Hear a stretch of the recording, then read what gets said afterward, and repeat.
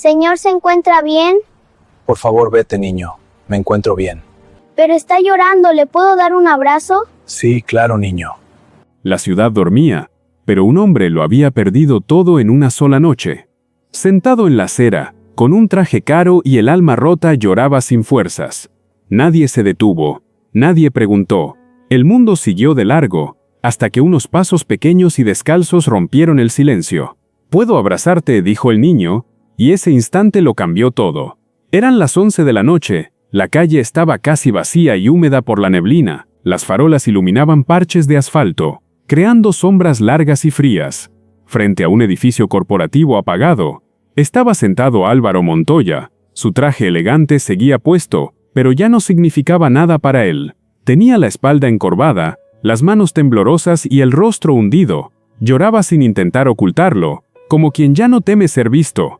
12 horas antes, Álvaro Montoya dominaba salas de juntas y decisiones ajenas. Era respetado, temido, escuchado. Su firma movía millones sin temblar. Pero esa mañana, los cargos llegaron como una avalancha imparable. Fraude financiero, abuso de poder, traición disfrazada de éxito. A las 9, la fiscalía actuó. A las 10, sus cuentas quedaron selladas. Al mediodía, su esposa se fue sin mirar atrás ni despedirse. Por la tarde, la Junta lo destituyó frente a miradas frías. Los medios lo exhibieron. Su nombre ardía en titulares crueles. Al caer la noche ya no tenía empresa, familia ni refugio, por eso volvió allí, donde todo empezó para tocar fondo de verdad. Sentado frente al edificio vacío, Álvaro recordó sus primeros años allí. Había llegado joven, ambicioso, convencido de que el dinero lo era todo. Esa noche, el vidrio oscuro le devolvía un rostro que no reconocía. Las manos le temblaban, no por el frío, sino por la culpa acumulada. Pensó en decisiones pequeñas, atajos, silencios comprados con poder. Cada concesión parecía mínima, hasta construir el desastre completo. El silencio de la calle amplificaba sus pensamientos más crueles. No lloraba solo por perderlo todo, lloraba por haberse perdido a sí mismo. El tiempo se volvió espeso, los minutos dejaron de importar. Entonces, unos pasos suaves se acercaron desde la oscuridad. Los pasos eran lentos, irregulares, casi tímidos sobre el pavimento frío. Álvaro no levantó la cabeza. Ya no le importaba quién lo viera así. Una sombra pequeña se detuvo frente a él, rompiendo la quietud nocturna. «Señor, ¿está bien?», preguntó una voz infantil, suave pero firme. Álvaro apretó los puños, sin mirarlo respondió con sequedad. «Vete». El niño no se movió, permaneció allí, como si entendiera el dolor. «Estás llorando», dijo, sin juicio, solo constatando la verdad. Álvaro respiró hondo. El llanto volvió a sacudirle el pecho. «Nadie puede ayudarme», murmuró con la voz rota por dentro. El niño inclinó la cabeza, observándolo con una seriedad inquietante. La luz de la farola reveló al niño, delgado, descalzo, con ropa gastada. Su abrigo era apenas una camisa rota. Sus pantalones colgaban grandes, tenía el rostro sucio, pero los ojos limpios y atentos, demasiado maduros. «Mi mamá decía», habló despacio, «que cuando alguien llora así, duele por dentro». Álvaro alzó la vista por primera vez, sorprendido por esas palabras. El niño no pedía dinero ni comida, solo estaba presente. «Ese dolor no lo curan doctores», añadió, con naturalidad desconcertante. Álvaro tragó saliva, sintiendo que algo se quebraba aún más. «Tienes razón», respondió, «estoy roto por dentro». El niño asintió, como si ya lo supiera desde antes. El niño se sentó a su lado, sin pedir permiso, compartiendo el frío del suelo. «Te ves importante», dijo el niño, señalando el traje arrugado. «Pero estás aquí llorando», añadió con una lógica simple y certera. Álvaro soltó una risa amarga, corta, casi dolorosa. «Ya no soy importante», confesó, «lo perdí todo hoy». El niño frunció el ceño, pensativo, como evaluando la frase. «¿Todo?», preguntó con curiosidad genuina. Álvaro dudó, mirando sus manos, sus brazos, su respiración. «No», susurró al final, «no todo». Y esa verdad lo sacudió. El niño miró el cielo oscuro como buscando palabras entre las estrellas. «Yo perdí a mi mamá», dijo sin dramatismo, pero con hondura real.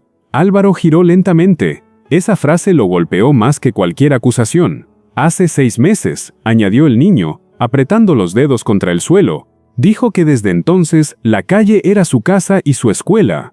«Eso sí es perderlo todo», explicó con una serenidad desgarradora.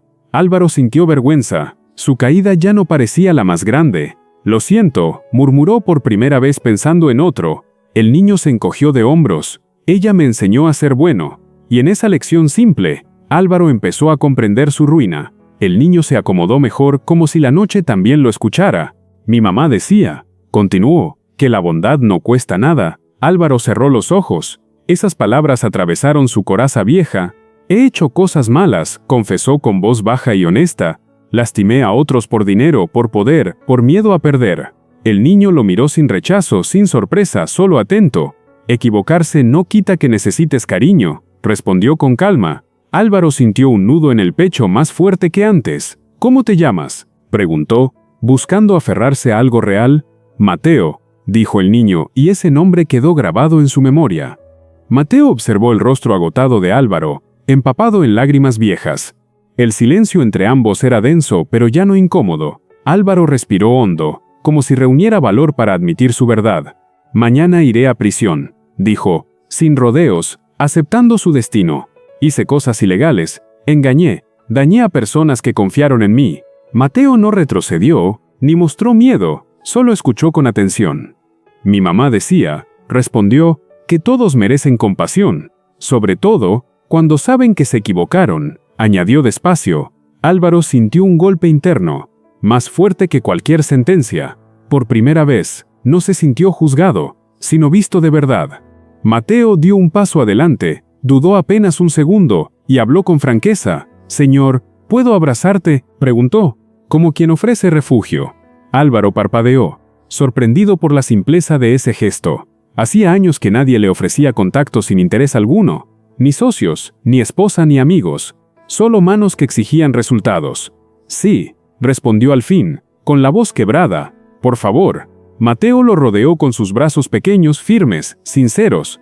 El olor de la calle y la infancia rozó el traje caro. Y Álvaro se derrumbó. Lloró sin control, sin máscaras. En ese abrazo, algo dormido en él volvió a respirar. Permanecieron así varios minutos, ajenos al mundo que seguía girando. El llanto de Álvaro se fue apagando, como una tormenta que cede. Mateo no se movió, sostuvo el abrazo con paciencia adulta. Llorar limpia, susurró, como la lluvia lava las calles. Álvaro respiró profundo, sintiendo alivio y vergüenza a la vez. Nunca nadie me dijo eso, confesó, secándose el rostro. Mateo lo miró con seriedad. Mañana puedes elegir distinto. No ser solo rico, agregó, sino bueno. Esas palabras encendieron algo nuevo en Álvaro.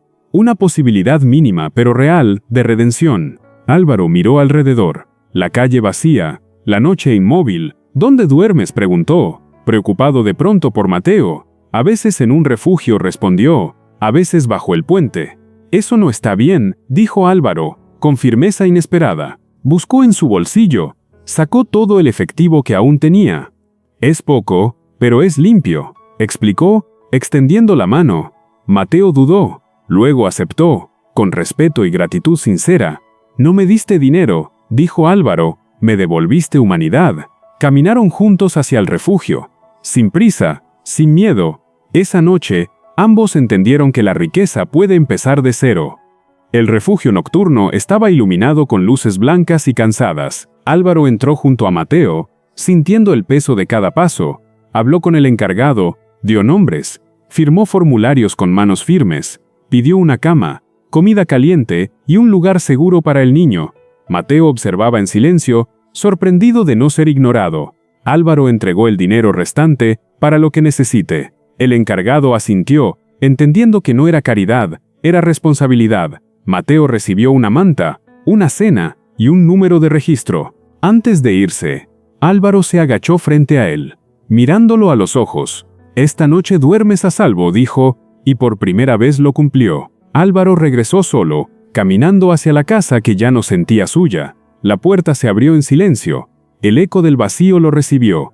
Los muebles seguían allí, pero la vida había desaparecido. Subió las escaleras, pasó por habitaciones sin voces ni risas, se sentó en la cama, aún con el traje arrugado y el cuerpo cansado. Mañana se entregaría, la cárcel era inevitable, pero algo había cambiado. No huía, aceptaba.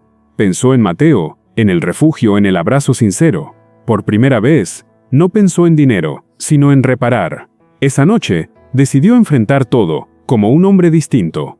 Álvaro se entregó al amanecer, sin excusas, sin máscaras, pagó por sus errores, pero no dejó morir lo que aún podía salvar. Mateo durmió seguro con un nombre, una cama y una oportunidad. Un abrazo no borró el pasado, pero abrió un camino nuevo. La verdadera riqueza no estaba en lo que Álvaro perdió, sino en lo humano que recuperó, cuando alguien sin nada lo abrazó.